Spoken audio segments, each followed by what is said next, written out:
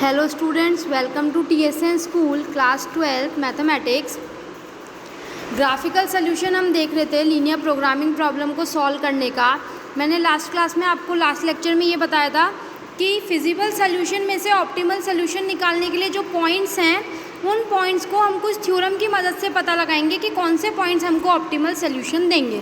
तो उसके रिगार्डिंग सबसे पहली जो हमारी फर्स्ट थ्योरम है दैट इज़ थ्योरम फर्स्ट, वो देखते हैं। थ्योरम नंबर 1 क्या कहती है students? Let r be the feasible region for a linear programming problem and z is equals to ax plus b y be the objective function. तो r मेरा कोई feasible region है और z is equals to ax plus b y जो है वो मेरा क्या है? ऑब्जेक्टिव फंक्शन है।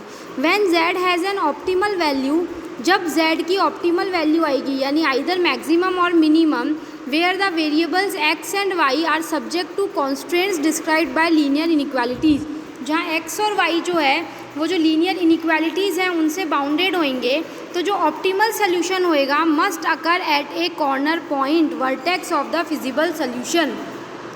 तो जो ऑप्टिमल सोल्यूशन मेरे को मिलेगा स्टूडेंट्स वो मेरे को कहाँ पे मिलेगा बच्चों? वर्टेक्स पे मिलेगा। वर्टेक्स यानी either at O, at A, at B और एट C। तो इन वर्टेक्स पे मेरे को क्या मिलेंगे? ऑप्टिमल सॉल्यूशंस मिलेंगे। सो ये होती है थ्योरम नंबर 1। अब जो इनफाइनाइट सॉल्यूशन में, अब मैं इनफाइनाइट सॉल्यूशंस इनफाइनाइट पॉइंट्स पे चेक नहीं करूँगी, मैं सिर्फ कौन से पॉइंट्स पे चेक करूँगी? कॉर्नर पॉइंट्स पे चेक करूँगी। Theorem number 2, let r be the feasible region for a linear programming problem and let z is equals to ax plus b y be the objective function. R जो है वो feasible region है linear programming problem के लिए और मैं मान लेती हूँ कि z is equals to ax plus b y मेरा क्या है? ऑब्जेक्टिव फंक्शन है। इफ़ r इज़ बाउंडेड, अगर r बाउंडेड है, बाउंडेड मतलब इस तरह से जो किसी, अगर मैं किसी रीजन को किसी सर्कल के अंदर बना सकती हूँ तो वो रीजन क्या कहलाता है? बाउंडेड। बाउंडेड है ना, देखो ये चारों तरफ लाइन से, अगर ये ऊपर वाला रीजन होता तो ये रीजन कैसा था? अनबाउंडेड, क्योंकि ये ऊपर की तरफ खुला है, ये कहीं भी बाउंडेड नहीं है। बाउंडेड मीन्स बंधा हुआ। Then the objective function z has both a maximum and minimum value on R and each of these occurs at corner point। तो अगर बाउंडेड रीजन है तो उसकी मैक्सिमम वैल्यू भी होगी और उसकी मिनिमम वैल्यू भी होगी। Now it depends on our question कि हमसे मैक्सिमम वैल्यू पूछिए या फिर मिनिमम वैल्यू पूछिए। तो रिमार्क क्या कहता है? अगर R अनबाउंडेड है देन ए मैक्सिमम और minimum value of the objective function may not exist. अगर R अनबाउंडेड है तो ज़रूरी नहीं है कि उसकी मैक्सिमम और मिनिमम वैल्यू एग्जिस्ट करे, नहीं भी कर सकती है। However if it exist it must occur at A corner point. अगर वो एग्जिस्ट करेगी तो कॉर्नर पॉइंट पे करेगी, अदरवाइज़ वो ज़रूरी नहीं है कि एग्जिस्ट करे। लेकिन बाउंडेड के लिए एग्जिस्ट करेगी, मैक्सिमम भी एग्जिस्ट करेगी, मिनिमम भी एग्जिस्ट करेगी और कहाँ एग्जिस्ट करेगी? कॉर्नर पॉइंट पे ही एग्जिस्ट करेगी। In the above example, the corner points vertices of the bounded or feasible region are O, A, B and C and it is easy to find their coordinates as, अब O के coordinates क्या हैं? 0,0, A के coordinates क्या हैं? 20,0, B के हैं 10,50 और C के हैं 0,60। ये मेरे क्या हो गए? Vertex points. तो मैं इन पॉइंट्स पे चेक करूँगी। कैसे चेक करूँगी? जो मेरा ऑब्जेक्टिव फंक्शन था, मेरा ऑब्जेक्टिव फंक्शन क्या था? z is equals to 250x plus 75। तो x की जगह मैं लिख दूँगी 0, एक बार लिखूँगी 0,0 तो वैल्यू आएगी 0, एक बार लिखूँगी 0,60 तो वैल्यू आएगी 4500, जब लिखूँगी 10,50 तो वैल्यू आएगी 6250, जब लिखूँगी 20,0 तो वैल्यू आएगी 5000। यानी x की जगह मैं लिखूँगी x की वैल्यू, यानी ये 0,0 यानी फर्स्ट कोऑर्डिनेट x है, सेकंड y है, तो उसको जैसे ही रखूँगी तो ये मेरी किसकी वैल्यू आ गई? z की। अब z की मैक्सिमम वैल्यू क्या आई? 6250। किस पॉइंट पे आई? 10,50 पे। तो हम क्या कहेंगे? तो ये कहता है if r is unbounded then a maximum और minimum value of the objective function may not exist. However if it exist it must occur at a corner point of R. In the above example, the corner points or vertices of the bounded and feasible region are O, A, B, C and it is easy to find their coordinates at 0, 0, 20,0, 10,50 and 0,60 respectively. Let us now compute the values of Z. तो ये मैंने Z की values निकाल ली।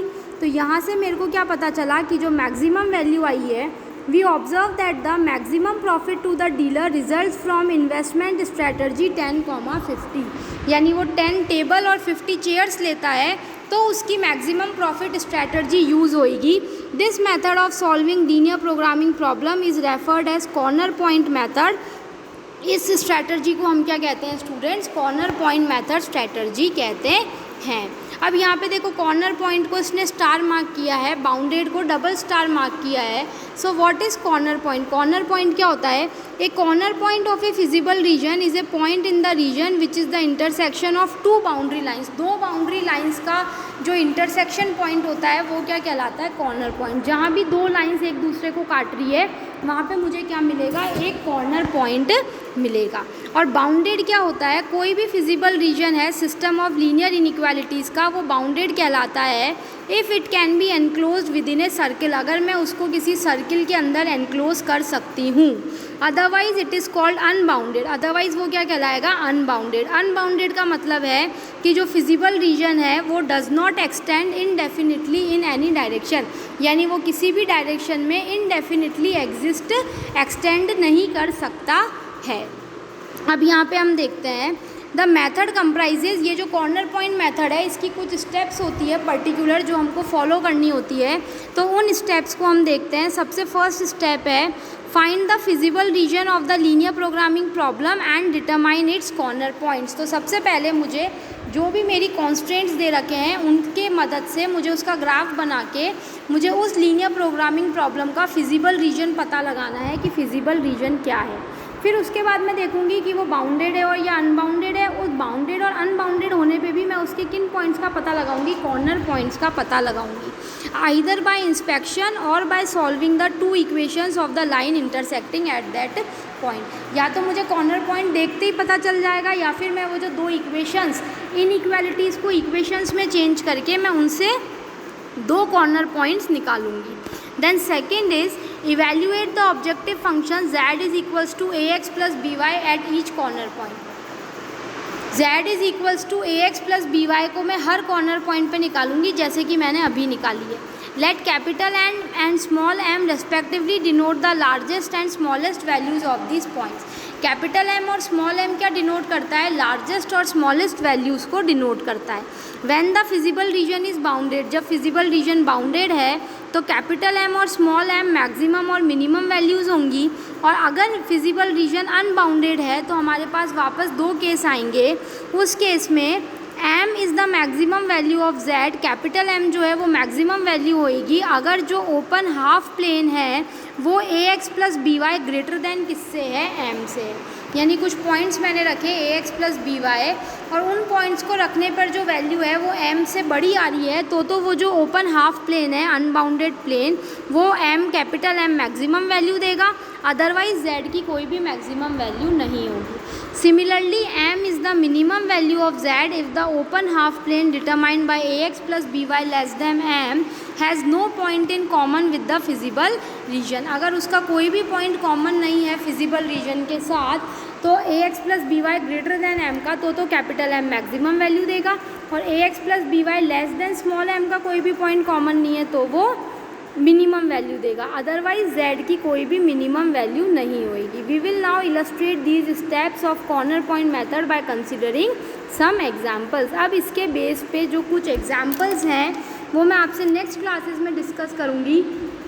तब तक आपको सबसे पहले जो काम करना है you have to revise the graphical method. Graphical method inequalities को आप ग्राफिकल मेथड से कैसे सॉल्व करोगे, या फिर आप ये काम करना कि ये जो एग्जांपल्स दे रखे हैं इन सब के ग्राफ्स खींचना और रीजन पता लगाना कि आपको रीजन समझ में आ रहे हैं क्या ना।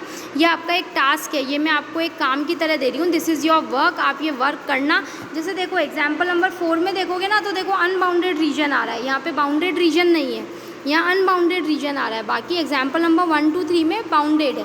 तो आपको सिर्फ इनके ग्राफ ड्रॉ करना है, आपको सोल्यूशन नहीं निकालना है, आपको सिर्फ ग्राफ ड्रॉ करना सीखना है कि इनइक्वालिटीज़ का ग्राफ हम कैसे ड्रॉ करते हैं। This is your class 11th में भी था आपके, तो एक बार आप वहाँ से भी चेक कर सकते हैं कि इनइक्वालिटीज़ का ग्राफ हम कैसे ड्रॉ करते हैं। तो आप एक बार वो सीख के आना, फिर उसके बाद हम जो है इसके एग्जाम्पल्स देखेंगे कि हमको कैसे करने हैं।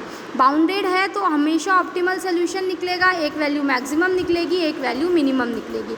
नाउ इट डिपेंड्स कि हमसे मैक्सिमम वैल्यू पूछी है या फिर हमसे क्या पूछी है, मिनिमम वैल्यू पूछी है। ये डिपेंड करता है कि हमसे कैसा ऑप्टिमल सोल्यूशन पूछा है। अनबाउंडेड है तो मैक्सिमम और मिनिमम वैल्यू निकल भी सकती है, नहीं भी निकल सकती है, लेकिन अगर निकलेगी तो किस पे निकलेगी, कॉर्नर पॉइंट्स पे।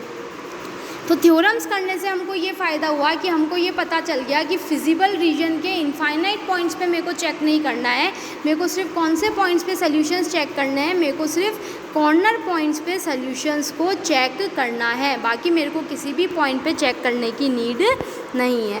सो स्टूडेंट्स, जब तक ये थ्योरी मैंने जो आपको समझाई है, ग्राफ कैसे बनाएंगे, ऑप्टिमल फंक्शन क्या होता है, कॉन्स्ट्रेंट्स क्या होते हैं, नॉन नेगेटिव कंस्ट्रेंट्स क्या होते हैं, इनको एक बार आप अच्छे से गो थ्रू कीजिए। Then we will meet in our next class with the examples of linear programming problems. So thank you students.